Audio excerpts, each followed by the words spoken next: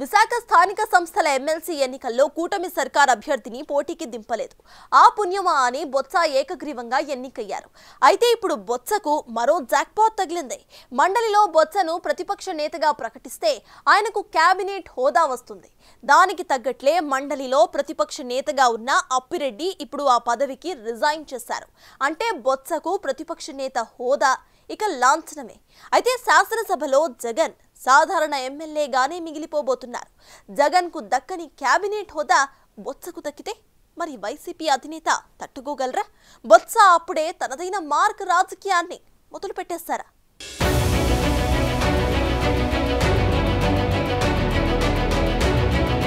విజయనగరం జిల్లాకు చెందిన senior leader Botsa Satyanarayana Congress తో తన రాజకీయ ప్రయాణం ప్రారంభించి అంచెలంచెలుగా ఎదుగుతూ వచ్చారు. ఉమ్మడి రాష్ట్రంలోని ప్రదేశ్ కాంగ్రెస్ కమిటీ అధ్యక్ష పదవిని అలంకరించారు. ఒకానొక దశలో ఆయన పేరును ముఖ్యమంత్రి పదవికి పరిశీలించారు. అయితే అనూహ్యంగా ఆ పదవి రాయలసీమకు చెందిన కిరణ్ కుమార్ రెడ్డి దక్కించుకున్నారు. ఎక్కడో విజయనగరంలో కోఆపరేటివ్ సొసైటీ చైర్మన్ గా రాజకీయ ప్రస్థానాన్ని ప్రారంభించి సీఎం మినహా అన్ని పదవులు అనుభవించారు.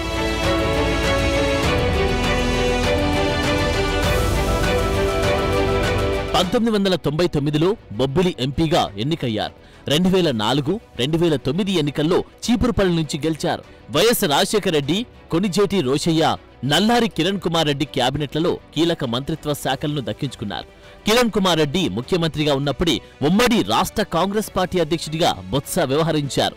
రాష్ట్ర విభజన తర్వాత జరిగిన 2014 ఎన్నికల్లో కాంగ్రెస్ అభ్యర్థిగానే పోటీ చేసి చీపురుపల్లి నియోజకవర్గంలో 2వ స్థానంలో నిలిచి సత్తా చాటుకున్నారు.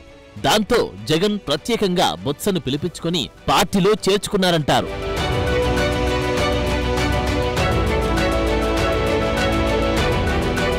అప్పటినుంచి ఉత్తరాంధ్ర వైసీపీలో బొత్స శకం మొదలైంది.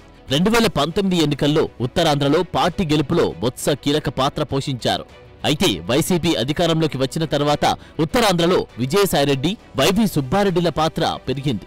బొత్స సత్యనారాయణ లాంటి వారి సేవలను జగన్ పార్టీ పరంగా వినియోగించుకోలేదు. అందుకే ఉత్తరాంధ్రలో పార్టీ తుడిచిపెట్టుకుపోతుందన్న అభిప్రాయం వ్యక్తమవుతుంది. అది గుర్తించిన జగన్ దిద్దుబాటు చర్యలకు ఉపక్రమించినట్టు తెలుస్తోంది.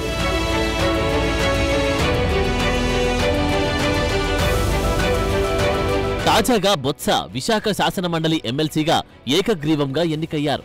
విశాఖ జిల్లాలో స్థానిక సంస్థల్లో వైసీపీకి స్పష్టమైన బలముంది.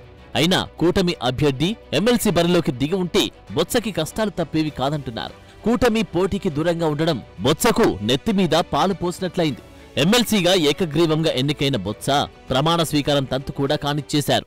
రాష్ట్రంలో స్థానిక సంస్థల ఎన్నికలకు సంబంధించి విశాఖపట్నం జిల్లా స్థానిక సంస్థల ఎన్నికల్లో శాసనమండలికి మన జరిగిన ఎన్నికల్లో మా జిల్లాలో ఉన్న ప్రజాప్రతినిధులు అందరూ కూడా కలిసి ఏకగ్రీవంగా నన్ను ఎన్నుకోవడం జరిగింది. ఇవాళ వచ్చి చైర్మన్ గారి దగ్గర ప్రమాణ స్వీకారం చేశాం. ఆ నేపథ్యంలో మా జిల్లాకు సంబంధించిన మా పెద్దలందరూ కూడా ఇవాళ నాతో పాటు ఇక్కడ వచ్చినందుకు వాళ్ళందరికీ కూడా పేరు పేరున, అలాగే వారితో పాటు ఇక్కడ మా ఇంతకుముందు నా సహచరులుగా నాతో పాటు పార్టీలో పనిచేసిన పెద్దలు, ఇప్పుడు శాసనమండలి సభ్యులుగా ఉంటున్న పెద్దలు కూడా మరి నాతో పాటు ఇచ్చేసిన వీరందరికీ కూడా పేరు పేరున కృతజ్ఞతలు తెలియజేసుకుంటున్నాం. ముఖ్యంగా ఈ బాధ్యత నా మీద పెట్టిన ఇది శాసనమండలి సభ్యుడిగా ఉండాలని మరి నిర్ణయించిన పార్టీ అధ్యక్షులు జగన్మోహన్ రెడ్డి గారికి, మరి వారితో పాటు ఇక్కడ ఉన్న పెద్దలందరికీ కూడా వాళ్ళందరికీ కూడా మళ్ళీ ఒకసారి నేను మనస్ఫూర్తిగా వాళ్ళకి ఇది కృతజ్ఞతలు తెలియజేస్తూ, తప్పకుండా వారి మనసులో ఏముందో వాళ్ళు ఏదైతే కోరుకుని కార్యక్రమం చేయాలని కోరారో దాని అంతటినీ కూడా మరి నేను నిర్వర్తిస్తానని చెప్పి చేస్తానని చెప్పి మనస్ఫూర్తిగా వాళ్ళకి మాటిస్తున్నాను. ఈ నేపథ్యంలో బొత్స తన ప్రమాణ స్వీకారానికి ముందే తనదైన మార్క్ రాజకీయం మొదలు పెట్టేశారు. సత్యబాబు అలా మండలిలో అడుగు పెట్టారో లేదో మండలిలో ప్రతిపక్ష నేతగా ఉన్న వైసీపీ ఎమ్మెల్సీ లేళ్ల అప్పిరెడ్డి ఆ పదవికి రాజీనామా చేశారు. తాను పార్టీ కేంద్ర కార్యాలయం ఇన్ఛార్జిగా పార్టీ కార్యక్రమాల్లో కీలకంగా ఉన్నానని, రానున్న రోజుల్లో తనకు పార్టీలో మరిన్ని బాధ్యతలు ఉంటాయి కాబట్టి ప్రస్తుతమున్న రాజకీయ పరిస్థితుల్లో సీనియర్ నేత మండలి ప్రతిపక్ష నేతగా ఉంటే బావుంటుందని రాజీనామా చేస్తున్నట్లు ప్రకటించారు.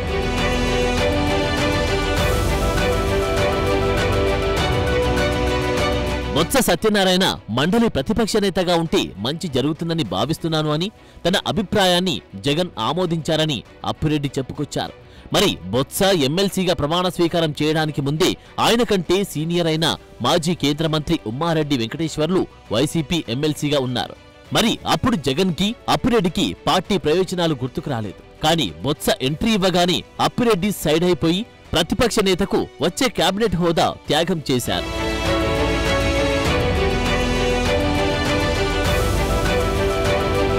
ఇదంతా బొత్స సత్యబాబు మార్క్ రాజకీయమే అంటున్నారు. రాష్ట్ర స్థాయి నాయకుడైన ఆయన ముందే ప్రతిపక్ష నేత హోదాపై కన్నేశారంట. అప్పటికే శాసన మండలిలో వైసీపీ ప్రతిపక్ష నేతగా లేళ్ల అప్పిరెడ్డిని జగన్ నియమించారు. అయితే అప్పిరెడ్డిపై రౌడీ షూటర్ ముద్ర ఉంది. గుంటూరులో రౌడీయిజం చెలాయించారని కేసులు కూడా ఉన్నాయి. అటువంటి వ్యక్తి కింద బొత్స పనిచేసే ఛాన్స్ లేదు. అందుకే ఖచ్చితంగా శాసన మండలి పక్షనేతగా పదవి కావాలని పట్టుబట్టారంట. జగన్ కూడా ఆ పదవి ఇస్తానని చెప్పి బొత్సను పోటీలో పెట్టారు.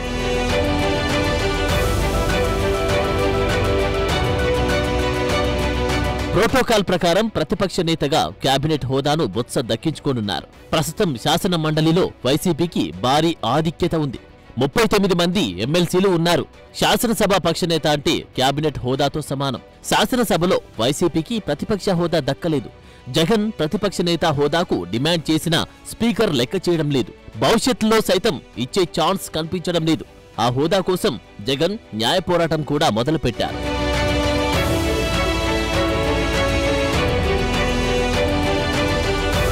అప్పిరెడ్డికి కేబినెట్ హోదా దక్కినప్పుడే జగన్ జీర్ణించుకోలేకపోయారంట. ఇప్పుడు సమీకరణాలు మారిపోయి బొత్స ఆ ఛాన్స్ కొట్టేస్తున్నారు. అంటే అసెంబ్లీలో వైసీపీకి బొత్స పెద్ద దిక్కుగా మారనున్నారు. మరి జగన్ రియాక్షన్ ఎలా ఉంటుందో చూడాలి.